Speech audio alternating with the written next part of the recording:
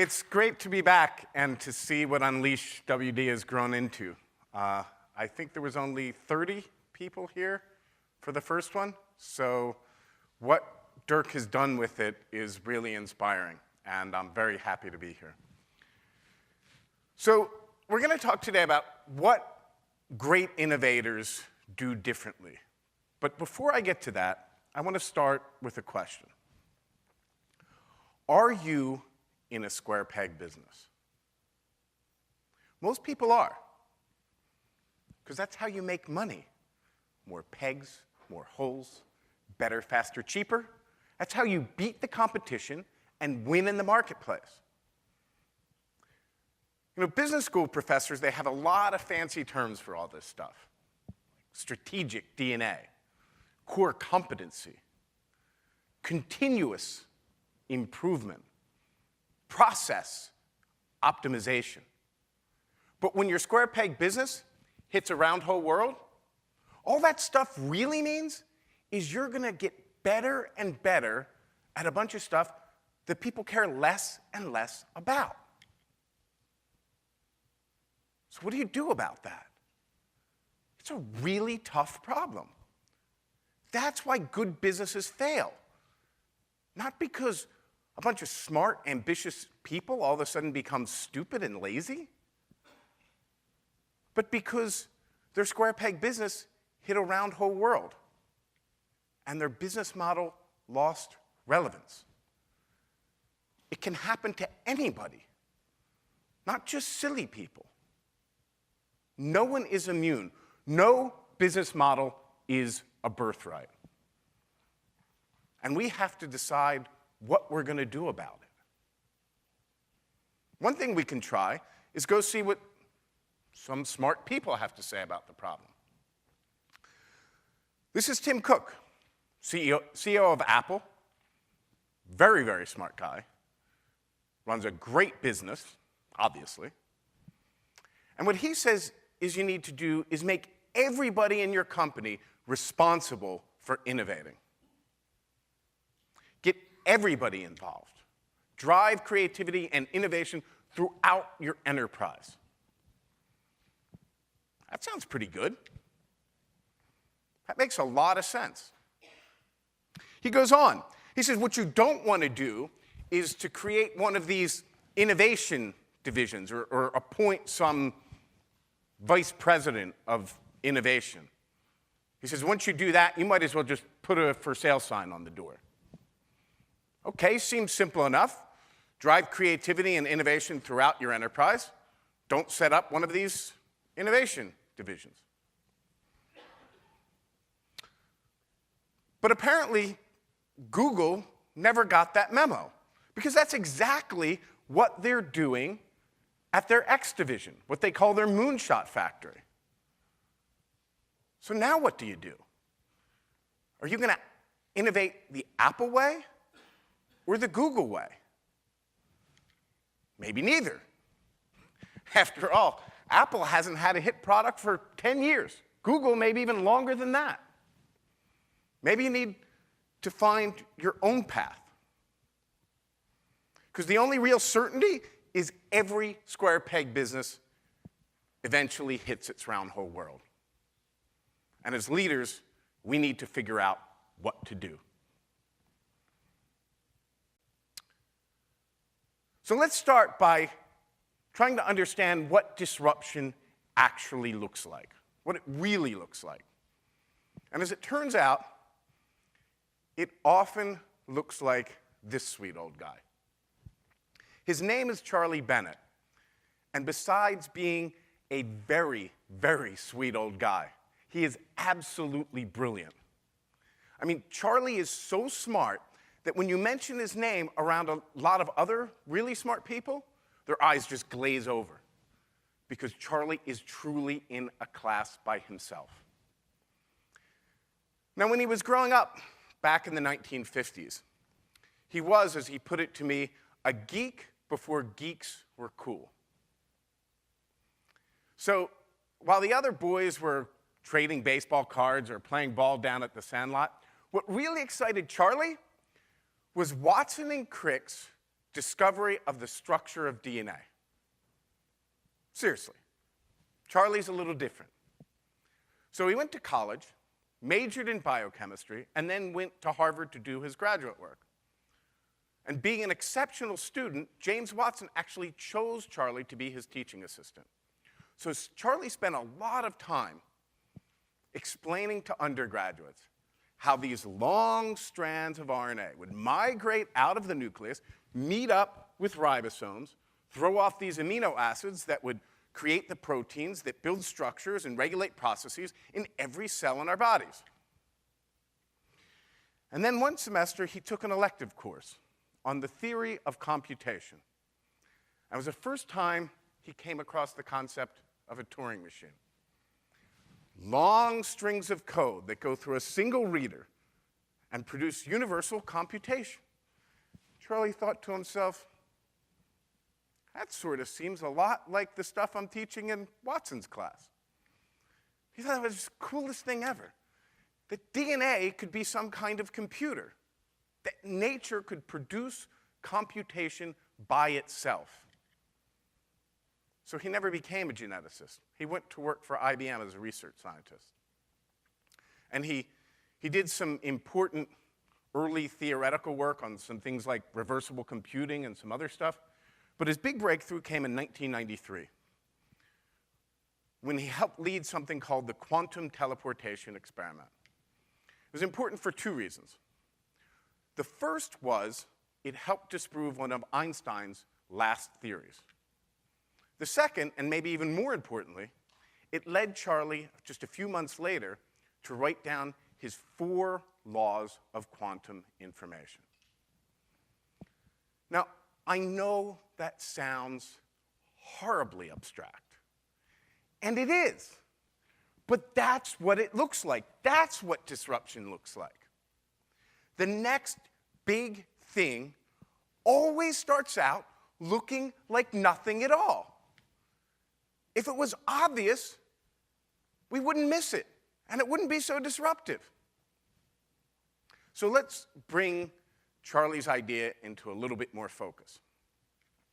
This is another scientist at IBM, Jay Gambetta, and he's sitting there with a tablet computer, which is hundreds of times more powerful than the original PC, despite being just a fraction of the cost, because of something we call Moore's Law, the consistent doubling of computing power every 18 to 24 months. But that's not what makes this picture special, not that continuity of the tablet computer, but the discontinuity of what that tablet computer is connected to, which is a quantum computer based on Charlie's ideas that has the potential to be thousands, if not millions of times, more powerful than today's technology. So how's that going to affect your business? Well, for starters, it's going to make all of our, eventually going to make all of our current encryption protocols obsolete. So if your business involves any transactions, like selling things to customers or paying suppliers, it's going to have a pretty big effect. Other applications being explored range from artificial intelligence, materials science, medical research, managing large and complex financial portfolios. But we've really just begun to scratch the surface, because these things don't work that well yet. Commercial versions are still just a couple of years off. So let's see where quantum computing fits in with the Gartner hype cycle. And I'm sure those of you with telescopic vision have already noticed it right there in the middle of like 20 other things. And like all those other things, it's going to get hyped up to the peak of inflated expectations, come crashing down to the trough of disillusionment, and then slowly creep up the slope of enlightenment to where it hits the plateau of productivity and starts having a serious competitive impact within 5 to 10 years. So I think maybe you can start to see the problem. And by the way, this chart understates the problem because Gartner really focuses on information technology. Doesn't really follow the things that are going on in genomics and CRISPR and material science and nanotechnology. So how do we keep track of all this stuff and still do the things we need to do to run our businesses? Like take care of customers, manage employees, meet the payroll. The answer is simple. You can't, and you shouldn't even try. But what you can do is focus on problems you can solve out in the marketplace and within your organization. And that's what can transform all of this technological advancement from a source of disruption to a source of incredible possibility and opportunity. So how do you do that? That's what I wanted to know. I spent the majority of my adult life managing organizations. And like many of you, I felt an incredible pressure to innovate.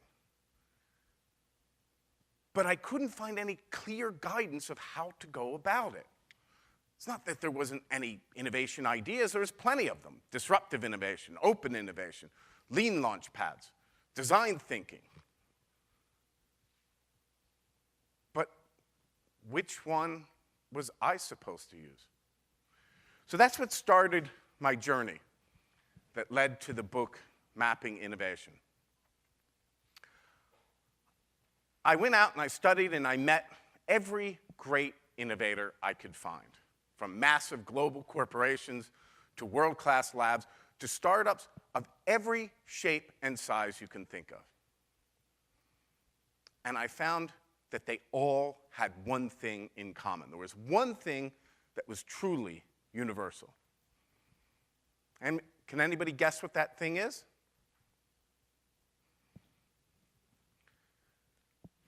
They were constantly seeking out new problems to solve.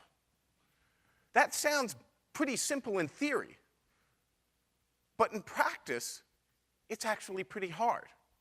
Because as we all know, we get pretty busy with the problems that are right in front of us. To go out and find new problems to solve, it's not really on our horizon. But the great innovators that I studied, the thing that really made them different was they had a systematic and disciplined process to find new problems. This is Eric Haller. He works for Experian. And what he noticed was that his organization was getting trapped in their own P&L. Any new opportunity that couldn't be quantified was a non-starter. He saw they were missing out, so he created something called Data Labs. It's a separate unit from their operational divisions, doesn't have any revenue targets or P&L or anything like that, has one mission: to go out to customers and find out what problems they need solved. Or as Eric likes to say, what's giving them agita. When they identify a new problem, a good new problem, they bring it back to Data Labs, which is stocked full of world-class data scientists, and they can usually bring back a working prototype within 90 days. From there, they co-create a full-scale product with the customer, and eventually it goes back to one of the operational divisions to be scaled up into a business. In the past 5 years, Data Labs has launched more than a dozen multi-million-dollar businesses this way, and it's become an engine of growth for a $4 billion company. IBM has a similar idea. They call it Grand Challenges. I'm sure you heard of the last one, the Jeopardy Grand Challenge. It's what led to Watson, which is becoming an engine of growth for IBM. But they're not looking for problems that they can solve in 90 days. They're looking for problems that will take them years or even decades to solve. Google's 20% time works as like a human search engine for problems. Because if somebody's 20% time project starts attracting a lot of people to work on it, they know that's something they need to look seriously at. So different organizations have different ways of doing it, but that one basic idea remains the same. Go out and find new problems. This is one of the most interesting people I met. His name is Jim Allison, and he told me in his very endearing South Texas twang that he just likes figuring stuff out. So when he was finishing up graduate school in the 1970s, they had just discovered T cells. And he thought it was so cool that these things would kind of zip around and kill stuff for us, but not actually hurt us. And nobody knew how it worked. So he said, I want to figure that stuff out. And he did. He became a prominent immunology researcher, made important discoveries in the field of immune regulation. And then in the mid-1990s, he had this idea. He said, maybe the problem with cancer, maybe it's not that our immune system can't recognize the antigen, but it puts the brakes on the immune response too soon. Maybe if we can just pull those brakes off, we could really make something happen. So he did some experiments. He did some mouse experiments, and the results were astounding. He told me it was like the tumors almost melted in front of his eyes. So he ran to all the big pharmaceutical companies to show them what he'd found. And they said, no way. They said, we got burned with all this immuno stuff back in the 1980s. Hundreds of trials. We blew through billions of dollars. We're not doing that again. Jim told me it was depressing because he knew this could make a difference. But he said, I'm going to figure this out too. Took him 3 years.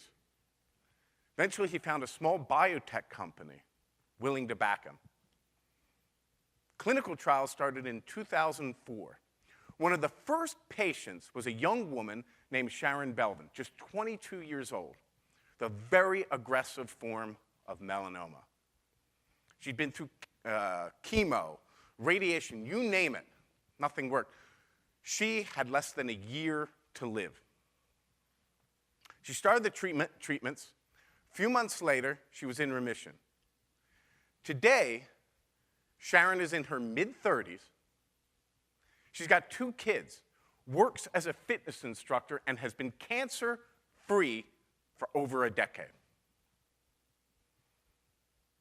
And as you probably know, cancer immunotherapy isn't considered to be speculative anymore. It's a major field of its own. It's become the 4th pillar of cancer treatment. Thousands of people are working on it. Many believe that Jim is on the shortest of shortlists for the Nobel Prize. So if you want to know the secret to innovation, that's it right there. Find a good problem and start figuring stuff out. So if I can leave you with one final message today, it's this. The biggest misconception about innovation is that it's about ideas. The truth is, nobody cares what your ideas are. They care about the problems you can solve. So don't go out looking for some great idea. Go and find a meaningful problem and start figuring stuff out. Thank you very much.